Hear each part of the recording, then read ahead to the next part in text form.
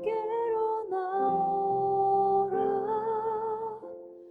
영원하신 주께 나오라. 내 죄까지 끌어안으시는 변함없으신 나의 주. 수치와 죄로 덮인 나의 삶, 노력을 해봐도 벗어지지 않네. 하나님께서 오늘도 은혜로 새날을 허락해 주셨습니다. 우리 그네 감사드리며 사도신경으로 우리 신앙을 고백하심으로 11월 18일 아침 첫 시간을 하나님께 올려드리겠습니다. 나는 전능하신 아버지 하나님, 천재 창조주를 믿습니다. 나는 그의 유일하신 아들, 우리 주 예수 그리스도를 믿습니다. 그는 성령으로 잉태되어 동정녀 마리아에게서 나시고 본디오 빌라도에게 고난을 받아 십자가에 못 박혀 죽으시고 장사된 지 사흘 만에 죽은 자 가운데서 다시 살아나셨으며 하늘에 오르시어 전능하신 아버지 하나님 우편에 앉아 계시다가 거기로부터 살아있는 자와 죽은 자를 심판하러 오십니다. 나는 성령을 믿으며 거룩한 공교회와 성도의 교제와 죄를 용서받는 것과 몸의 부활과 영생을 믿습니다. 아멘. 오늘 새벽에 하나님께서 우리 주신 말씀은 사무엘상 19장 1절에서 7절까지의 말씀입니다. 참으로 고마우신 아버지 하나님 감사합니다. 지난밤에도 하나님께서 저희들을 은혜의 장중 가운데 붙들어 주셨기에 저희들 평안한 쉼을 누릴 수 있었고 우리 새벽에도 주님 앞에 나와 또한 말씀과 기도로 하루를 시작할 수 있음에 감사를 드립니다.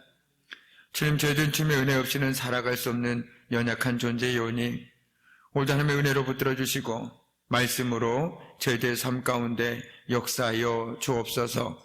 모든 것 주님께 감사드리오며 예수님의 이름으로 간절히 기도드립니다.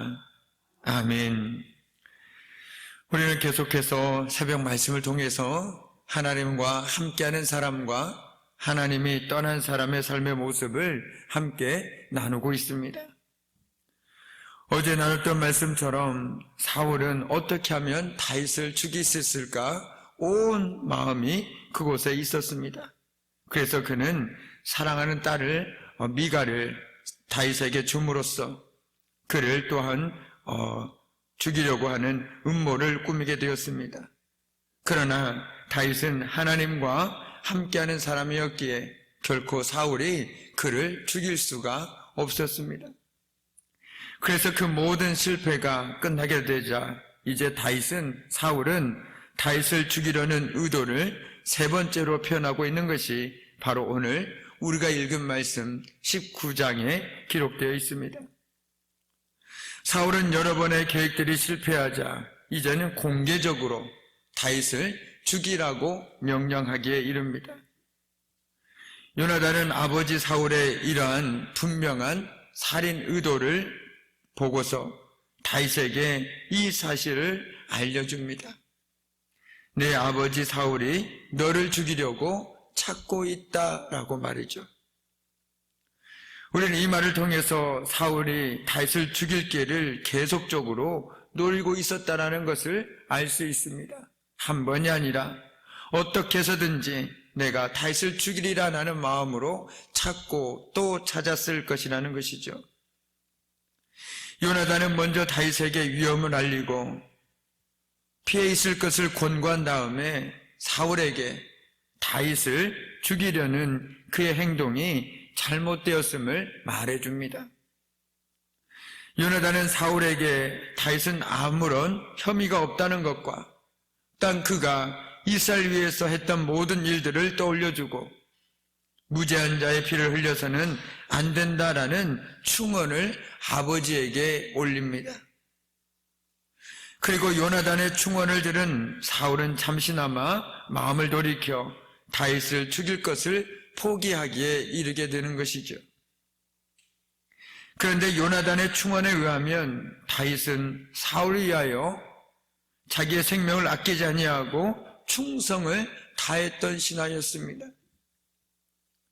사실 사울이 다윗을 죽이려고 했을 때 다윗은 바른 일만 행하고 있었다라는 것이죠. 한마디로 그가 결코 죽임을 당할 만한 일을 한 적이 없었다라는 것입니다. 우리가 알고 있는 것처럼 그는 블레셋 거인 골리앗을 죽여서 이스라엘을 어려움 가운데서 구원해냈습니다. 그리고 불안정하고 고통스러워하는 사울의 영혼에 안정과 치유를 가져다 주었습니다. 그야말로 다윗은 이스라엘에 꼭 필요한 사람이요 또한 사울 왕에게 가장 필요로 한 사람이었습니다. 그러나 아이러니하게도 바로 그것 때문에 다윗은 거의 죽을 뻔하였습니다. 다윗은 선한 일을 하고도 거의 죽을 뻔하였습니다. 사울은 다윗이 선했기 때문에 그를 증오했습니다. 그 증오의 바닥에는 바로 시기심과 질투가 있음을 우리는 말씀을 통해서 이미 알고 있습니다. 이렇게 좋은 일을 했는데도 비난을 받을 때, 최선을 다했는데도 느닷없이 심한 반대와 핍박을 받을 때 우리 역시 매우 당황하게 되는 것이죠. 이런 우리의 마음을 대변이라도 하듯이 다윗은 요나단에게 이렇게 항의했습니다. 내가 무슨 못할 일을 하였느냐? 내가 무슨 몹쓸 일이라도 하였느냐? 내가 자네 아버님께 무슨 잘못을 저질렀기에 아버님이 이토록 나의 목숨을 노리시느냐라고 말이죠. 그러나 다윗은 자신의 정당성을 주장하기 위하여 인간적인 방법을 동원하지는 않았습니다. 또한 그 고난이 억울하다 하여 피하려고 하지도 않았습니다. 그는 다만 지금껏 함께 하셨고 앞으로도 함께 하실 오직 하나님만을 의지하였습니다. 그리고 그에게 주어진 고난에도 하나님의 뜻이 있음을 믿었습니다. 이 또한 하나님의 뜻이 있으리라 라고 말이죠. 그리고 그 믿음으로 묵묵히 고난을 받으며 하나님의 때를 기다리는 삶을 살았습니다. 그의 이러한 모습은 선을 행하고 비난을 받게 될 때 우리 그리스도인들의 태도가 어때야 함을 분명하게 가르쳐 줍니다. 우리가 진정 하나님의 주권과 섭리를 믿을진데 비록 억울한 일을 당한다고 하더라도 쉽게 포기하거나 좌절하지 말아야 할 것입니다. 바꿔 얘기한다면 하나님께서 우리의 삶을 주관하시고 우리 삶 가운데 모든 하나님의 뜻이 있음을 믿는다라면 우리가 원하지 않는 상황들에 마주하게 되더라도 그 상황 가운데서 하나님의 뜻을 구하고 믿고 기다릴 수 있다라는 것이죠. 애매한 고난을 당하더라도 우리는 그 순간 하나님을 바라보고 하나님께 맡겨야 함을 깨닫게 됩니다. 오늘 다윗처럼 말이죠. 그런데 더 중요한 것은 우리가 그 모든 시간들을 보내게 될 때 하나님께서는 결코 우리를 홀로 두지 않으신다라는 것이죠. 오늘 다윗에게는 바로 다윗을 돕는 요나단이 있었습니다. 요나단을 통해서 하나님께서는 다윗에게 힘을 주셨고 위로를 주셨다라는 것이죠. 그리고 그 믿음의 삶을 이어갈 수 있도록 도와주셨습니다. 우리 삶도 마찬가지죠.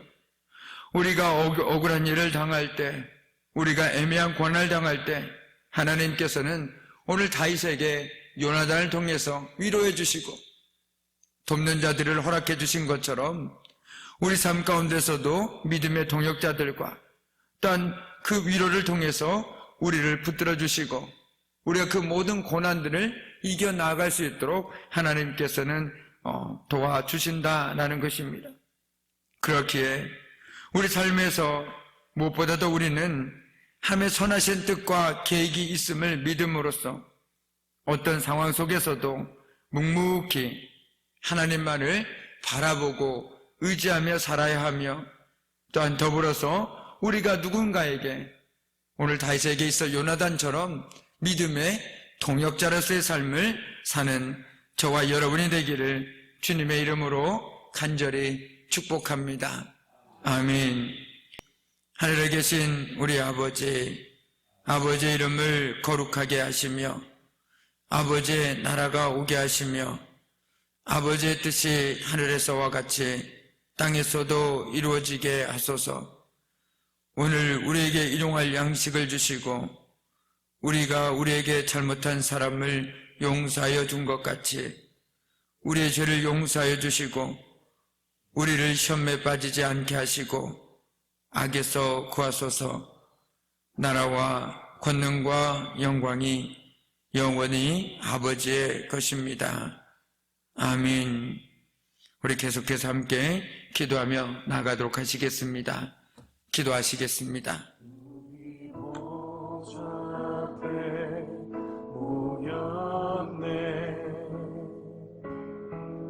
함께 주